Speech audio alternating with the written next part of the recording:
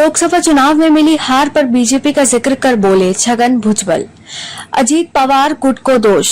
महाराष्ट्र लोकसभा चुनाव में मिली हार के बाद अब एनसीपी विधायक छगन भुजबल का बड़ा बयान सामने आया है। महाराष्ट्र के मंत्री भुजबल ने कहा, लोकसभा चुनाव में हमें एनसीपी 48 सीटों में से सिर्फ 4 सीटें दी गई हैं। उन 4 सीटों में से 2 हमसे छीन ली गई, इसलिए रायगढ़ और बारामती की इन 2 सीटों में से हमने 1 सीट जीती। भुजबल ने आगे कहा, अब कोई यह कैसे कह सकता है कि हमने 48 सीटों पर चुनाव लड़ा, हमें सिर्फ 2 सीटें मिली। बीजेपी दूसरे राज्यों में भी हारी, जैसे उत्तर प्रदेश।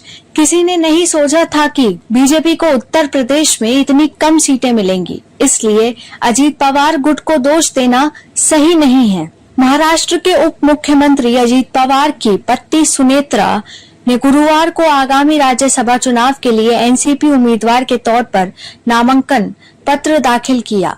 कुछ दिन पहले वह बारामती से लोकसभा चुनाव हार गई थी।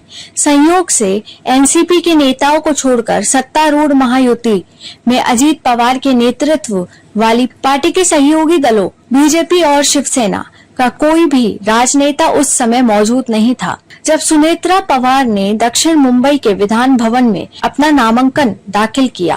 राज्यसभा सदस्य प्रफुल्ल पटेल, महाराष्ट्र के कैबिनेट मंत्री छगन भुजबल, पार्टी की राज्य इकाई के अध्यक्ष और लोकसभा सांसद निर्वाचित सुनील तटकरे और विधानसभा के उपाध्यक्ष नरहरि झिरवाल जैसे वरिष्ठ एनसीपी नेता नामांकन दाखिल करने के समय मौजूद थे। भुजबल ने कहा कि हालांकि वह राज्यसभा चुनाव लड़ने के इच्छुक थे, लेकिन सुनेत्रा पवार के नामांकन से नाराज नहीं है, जिसे उन्होंने पार्टी का सामूहिक निर्णय बताया।